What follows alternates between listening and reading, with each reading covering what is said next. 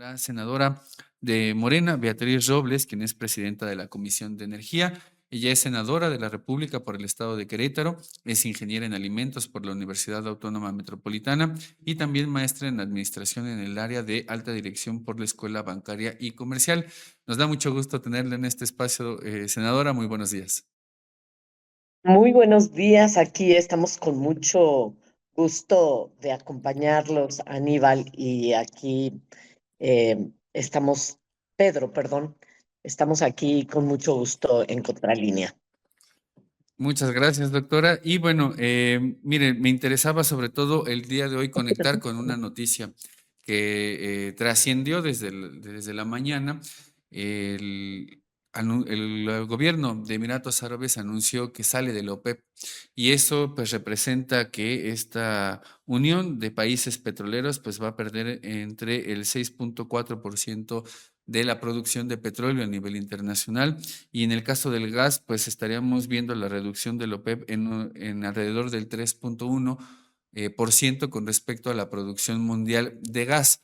Y sobre todo, aprovechando que usted es la presidenta de la Comisión de Energía, pues me interesaba en un primer momento saber también desde el Senado, desde esta Comisión de Energía, cuál es el análisis que hacen de las tensiones geopolíticas a nivel internacional. ¿Cómo leen ustedes también este tipo de conflictos? Bueno, obviamente nos afecta todo el contexto internacional a México.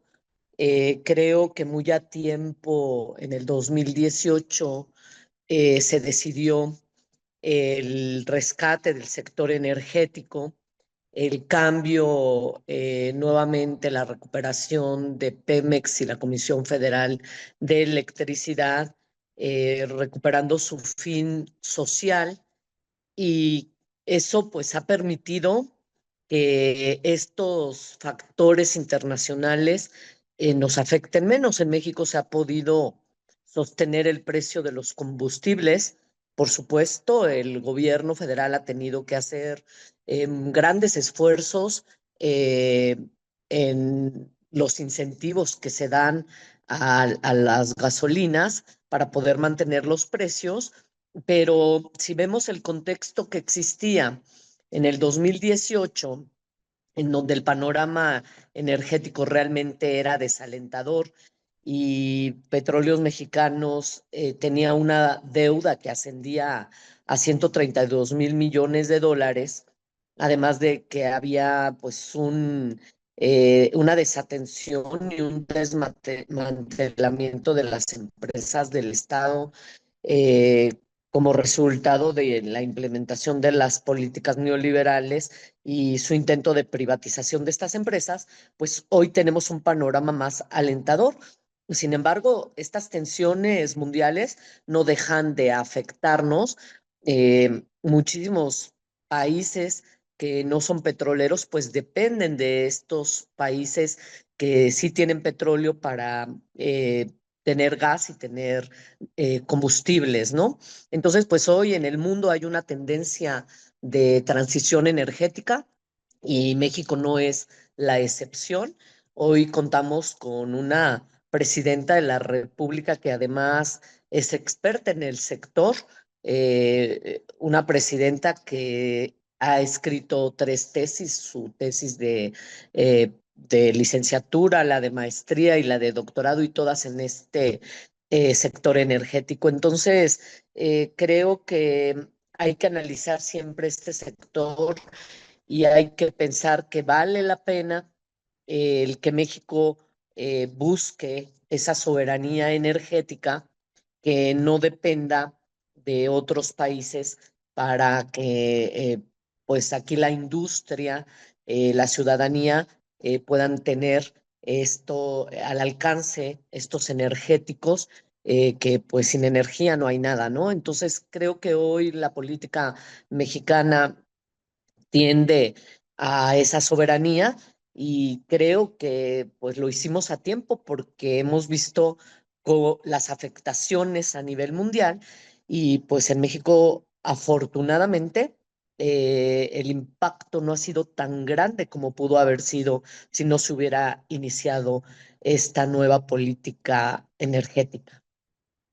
Claro, senadora, y pensando en esto que decía de la política energética, en 2018, finales del 2018, ya en 2019, con el gobierno del presidente López Obrador, pues se decide la recuperación de las dos empresas públicas de Petróleos Mexicanos, de la Comisión Federal de Electricidad. Se decide también incentivar de nuevo que las distintas actividades en donde había perdido Petróleos Mexicanos, particularmente la petroquímica, vuelva de nuevo. Y ahí también está el caso de la refinería, la construcción de Dos Bocas, la adquisición total de Deer Park en Estados Unidos. Y viene la pandemia, y después de la pandemia en 2020, el conflicto en Ucrania en 2022, ahora en 2025 y también en 2026, esta guerra en Irán. Y la situación de México, particularmente en cuanto a petróleo, es distinta a la del gas. Si consideramos, por ejemplo, las reservas y el ritmo de producción que tiene actualmente el país, en 2024 estaríamos hablando de que a Petróleos Mexicanos, con esos datos mismos de la empresa, estaríamos hablando de que nos quedan 10 años de petróleo seguro con las reservas probadas solamente. Y en el caso del gas, estaríamos hablando de que es poco más de 7 años. Y ahí es donde entra precisamente esto que mencionaba usted, que es el de la dependencia que se tiene de otros países y particularmente del gas. Y ese es otro de los tópicos también importantes, sobre todo pensando ahora en términos de soberanía, pero también de otro concepto que luego no se suele mencionar, que es el de la seguridad energética, porque también, como decías, sin energía, pues básicamente no hay nada, no hay economía, no hay posibilidad de tener salud, tampoco alimentos incluso. Entonces, preguntarle cuál es la perspectiva que tiene actualmente la Comisión de Energía con respecto a este abatimiento de la dependencia que se tiene particularmente del gas que proviene de Texas. Sí, mira, Aníbal, es súper importante. En este momento México depende, el 80% del gas que consumimos en México es importado. Obviamente eso impacta nuestra seguridad nacional, nuestra seguridad energética.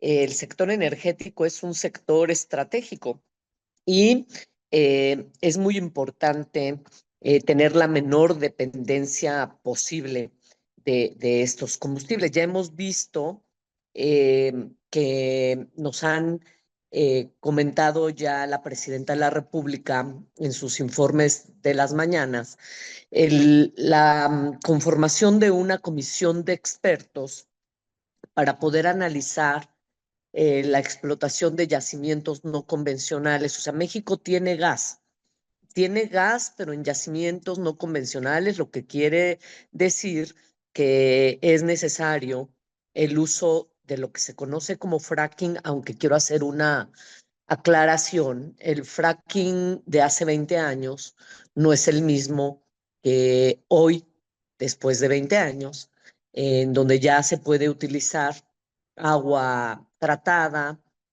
agua salada, para poder hacer la extracción de gas. Entonces, yo siempre me gusta decirlo que tenemos que poner en una balanza qué es lo que México requiere para poder tener esa soberanía energética tan importante.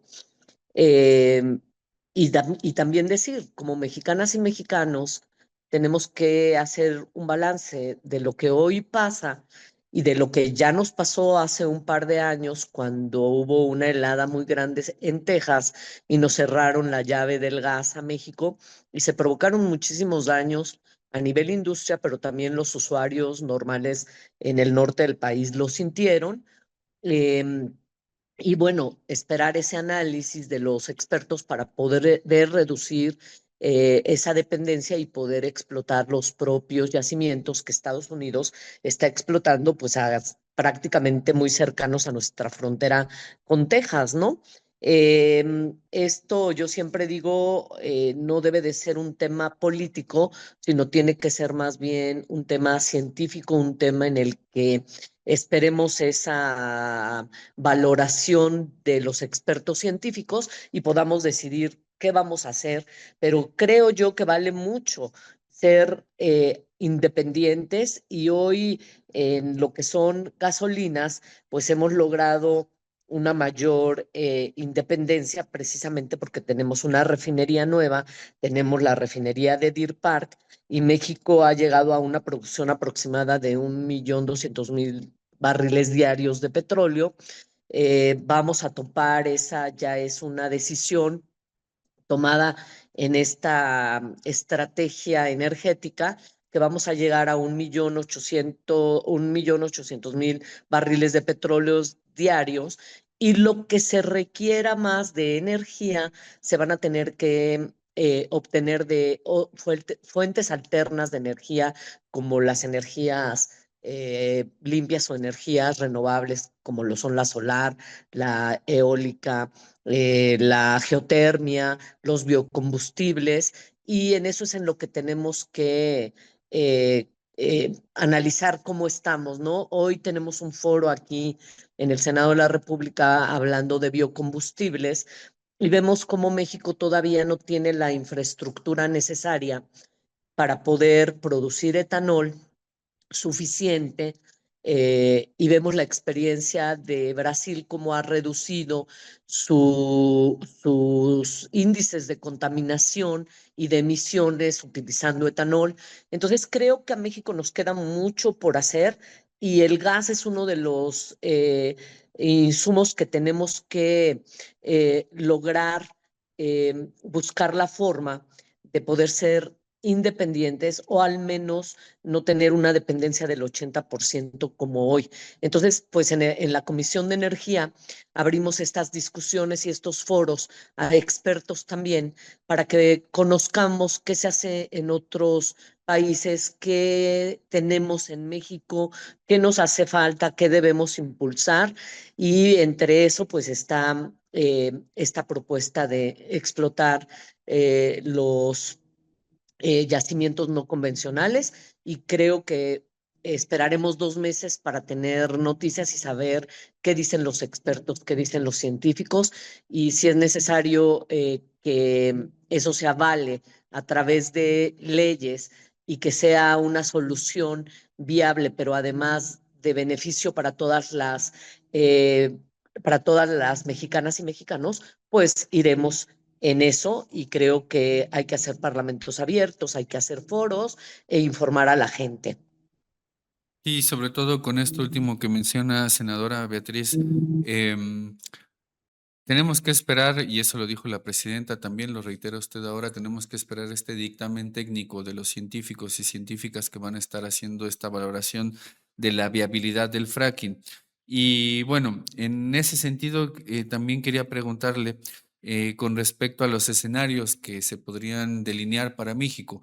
Si este panel de expertos menciona que no es viable hacer el fracking, ¿qué estarían considerando ustedes en el Senado y particularmente en la Comisión de Energía para hacer algo en el que, en un momento en el cual ese escenario se cumpla, si es que no se puede llevar a cabo el fracking en nuestro país? Eso como un primer punto.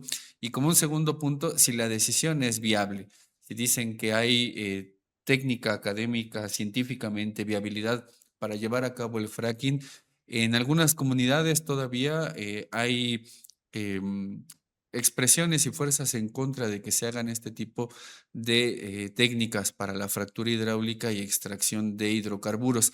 ¿Qué harían entonces también en ese escenario B en el que se apruebe y tengan este tipo de situaciones en el país? Bueno, yo creo que necesitamos nosotros primero escuchar el resultado. Pues sería decir lo que no sabemos que va a suceder. Creo que se está trabajando mucho en Pemex también en la recuperación de gas. Se quema mucho gas en el proceso de refinación en todas las refinerías, y ya se está trabajando también ahí en la recuperación de gas, que pues son de ahora sí convencional, ¿no? De gas.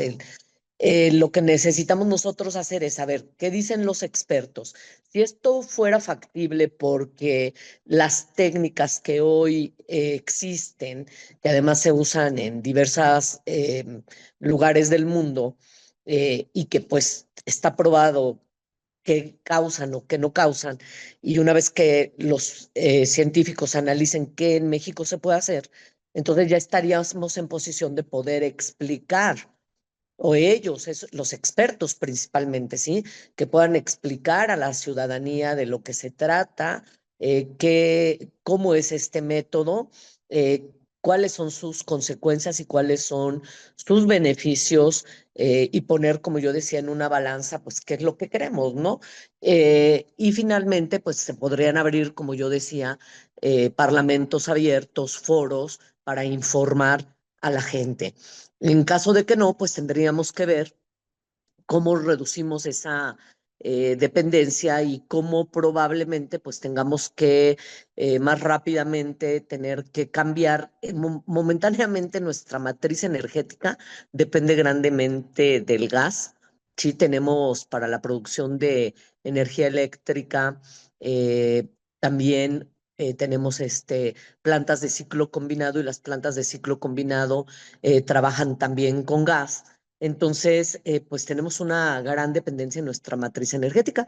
Tendríamos que empezar a trabajar para que esa matriz energética se mueva, ¿no? Y es algo que no es tan rápido tampoco, pero que tiene que suceder tarde o temprano. O sea, nosotros necesitamos asegurar que México, siendo un país petrolero, siendo un país muy grande, muy extenso y con amplios recursos naturales, pueda empezar a utilizar otro tipo de combustibles para en su matriz energética. Entonces, creo que hay un trabajo muy grande por venir.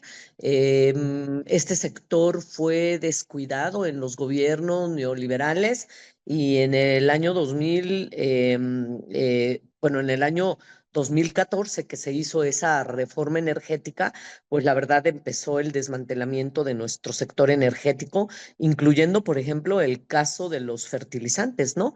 En donde nosotros, pues, éramos autosuficientes también en estos fertilizantes, y pues de pronto nos hicimos importadores ya a finales del 2018 importábamos prácticamente el 100% de urea, y pues hoy hemos empezado también a producirla. Entonces, ha sido un sector muy afectado por las decisiones de esos gobiernos neoliberales, pero creo yo que estamos en el camino de solucionar, y pues se tendrán que analizar más que dentro de esta comisión. Yo también soy de la idea que los expertos tienen que analizar con método científico, con análisis serio, y de ahí pues se tendrán que tomar las decisiones cómo seguimos transitando en México hacia esa soberanía energética, con qué tipo de